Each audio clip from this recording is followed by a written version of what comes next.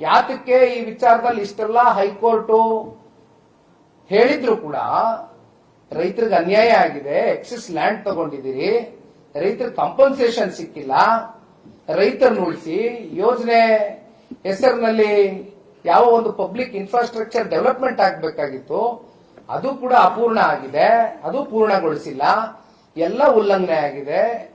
FWA ಯಾವುದು not even 5 to 10% ಕೂಡ ನಿಮ್ ಕಣ್ಮುಂದೆ ಹೇಳಿದೀನಿ. ಪಿರಿಪಿರಲ್ ರೋಡ್ಗಳಿಲ್ಲ, ಲಿಂಕ್ ರೋಡ್ಗಳಿಲ್ಲ, ತಾತ್ಕಾಲಿಕ ಡಾಂಬರೀಕರಣ ರಸ್ತೆಗಳು, 111 ಕಿಲೋಮೀಟರ್ ಎಕ್ಸ್ಪ್ರೆಸ್ ವೇ ಆಗಲಿಲ್ಲ. ಯಾತಕ್ಕೆ ಮತ್ತೆ 20,000 ಎಕರೆ ನೈಸ್ ಸಂಸ್ಥೆ ಅಡಿಯಲ್ಲಿ 26 ವರ್ಷದಿಂದ ಏನ್ ಮಾಡ್ತಾ ಇದೆ? ಈಗ ಹೈಕೋರ್ಟ್ ನಮಗೆ 2026 ಜುಲೈ ತಿಂಗಳಲ್ಲಿ ಕೊಟ್ಟಿರ್ತಕ್ಕಂಥ ಆದೇಶದ ಪ್ರಕಾರವಾಗಿ ಐ ಥಿಂಕ್ ಸರ್ಕಾರ ಇದು ಟೇಕ್ ಓವರ್ ಮಾಡಬೇಕು. ಈ ಪ್ರಾಜೆಕ್ಟ್ ಅನ್ನ ಸರ್ಕಾರ ಟೇಕ್ ಓವರ್ ಮಾಡತಕ್ಕಂಥ ಸೂಕ್ತ. ಇದು ನಮ್ಮ ಡಿಮ್ಯಾಂಡ್ಸ್ ಆಗಿದೆ. ಜೊತೆಯಲ್ಲಿ ಇವತ್ತು ವೆಬ್ಸೈಟ್ ಲಾಂಚ್ ಮಾಡಿದೀವಿ, ಇಂದಿನಿಂದ ಕ್ಯಾಂಪೇನ್ ರನ್ ಮಾಡ್ತೀವಿ.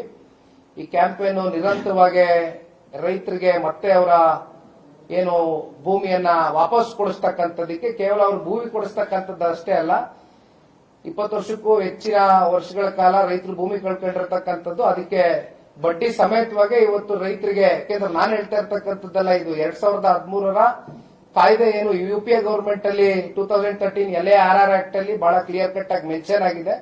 ಆ ಕಾಯ್ದೆ ಅಡಿನೇ ನಾವು ಕೂತು ಹೇಳ್ತಕ್ಕಂಥದ್ದಾದ್ರೆ ಸರ್ಕಾರ ಇವತ್ತು ರೈತರಿಗಾಗಿರ್ತಕ್ಕಂಥ ಅನ್ಯಾಯಕ್ಕೆ ವಾಪಸ್ಸು ಈ ಭೂಮಿಯನ್ನ ಕೊಡಿಸ್ತಕ್ಕಂಥದ್ದು, ಜೊತೆಯಲ್ಲಿ ಅದಕ್ಕೆ ಮರು ಬಡ್ಡಿಯನ್ನ ಪಾವತಿ ಮಾಡತಕ್ಕಂಥದ್ದು ಕೂಡ ಆಗ್ಬೇಕು. ಇವತ್ತು ಇಂಟ್ರೆಸ್ಟ್ ಕೂಡ ಕೊಡಬೇಕು. ಇದು ನಮ್ಮ ಡಿಮ್ಯಾಂಡ್ಸ್ ಆಗಿದೆ. ನಾವು ಕೇವಲ ಇದು ಪ್ರೆಸ್ ಮೀಟ್ ಯಾವ್ದಾದ್ರೂ ಒಂದು ತೀರ್ಮಾನ ಮಾಡಬೇಕು, ಅಥವಾ ಪರಿಹಾರ ಕೊಡಬೇಕು, ಅಥವಾ ಜಮೀನಾದ್ರೂ ವಾಪಸ್ ಕೊಡಬೇಕು.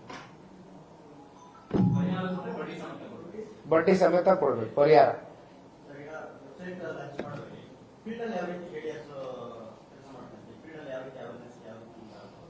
ಈ ಜನತಾದಳ ಪಕ್ಷಕ್ಕೆ ಅದರಲ್ಲೂ ನಿಖಿಲ್ ಕುಮಾರಸ್ವಾಮಿಗೆ ಅವಕಾಶ ಇರೋದು ಫೀಲ್ಡ್ ಅಲ್ಲಿ ಕೆಲಸ ಮಾಡಕ್ಕೆ ಅಲ್ವಾ?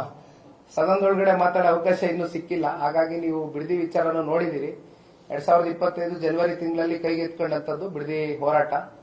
ಅಂದಿನಿಂದ ಇಂದಿನವರೆಗೂ ಕೂಡ ಅಲ್ಲೂ ಕೂಡ ನಾವು ಗಟ್ಟಿ ನಿಲುವಿಂದ ರೈತರ ಜೊತೆ ನಿಂತ್ಕೊಂಡಿದ್ದೀವಿ. ಸೊ ಒಟ್ಟಾರೆಯಾಗಿ ರಿಯಲ್ ಎಸ್ಟೇಟ್ ಸರ್ಕಾರದ ವಿರುದ್ಧವಾಗಿ ಜನತಾದಳ ಪಕ್ಷ ಬೀದಿಗಿಳಿಯುತ್ತೆ, ಅತಿ ಶೀಘ್ರದಲ್ಲೇ ಬೀದಿಗಿಳಿಯುತ್ತೆ. ಅಲ್ಲ, ಫಾರ್ಮ್ ತುಂಬಾ ಸಿಂಪ್ಲಿಫೈಡ್ ವರ್ಷನ್ ಸರ್. ಅಲ್ಲ, ಏನಿಲ್ಲ, ಅವ್ರನ್ನ ಕಾಂಟ್ಯಾಕ್ಟ್ ಮಾಡ್ತೀವಿ. ಯಾಕೆಂದ್ರೆ ನನಗೆ ತುಂಬಾ ಜನ ಕಾಂಟ್ಯಾಕ್ಟ್ ಮಾಡ್ತಿದ್ದಾರೆ. ನನ್ನ ಸೋಷಿಯಲ್ ಮೀಡಿಯಾ ಪ್ಲಾಟ್ಫಾರ್ಮ್ಗಳಲ್ಲಿ, ನನ್ನ ಫೇಸ್ಬುಕ್, ಇನ್ಸ್ಟಾಗ್ರಾಮ್ ಪೇಜ್ಗಳಲ್ಲಿ ತುಂಬಾ ಜನ ನನ್ನ ಕಾಂಟ್ಯಾಕ್ಟ್ ಮಾಡ್ತಿದ್ದಾರೆ. ಸರ್, ಏನ್ ಮಾಡ್ಬೇಕು, ನಮಗೆ ಒಂದು ಗೊಂದಲದ ವಾತಾವರಣ, ಗೊಂದಲದ ಗೂಡಾಗಿದೆ ನಮ್ಮ ತಲೆ ಇವತ್ತು. ಯಾಕೆಂದ್ರೆ ಅಲ್ಲಿ ನೋಡಿದ್ರೆ ಟೋಲ್ ಕಟ್ಬೇಕು ಅಂತಾರೆ, ಕುಮಾರಸ್ವಾಮಿ ಅವ್ರು ನೋಡಿದ್ರೆ ಟೋಲ್ ಕಟ್ಬೇಡಿ ಅಂತಾರೆ. ಏನ್ ಮಾಡ್ಬೇಕು ಅಂತ ಜನ ಕೇಳ್ತಾ ಇದ್ದಾರೆ. ಅಲ್ಲ, ವೆಬ್ಸೈಟ್ ಅಲ್ಲಿ ಎಲ್ಲ ಅಂಶಗಳು ಕ್ಲಿಯರ್ ಆಗಿ,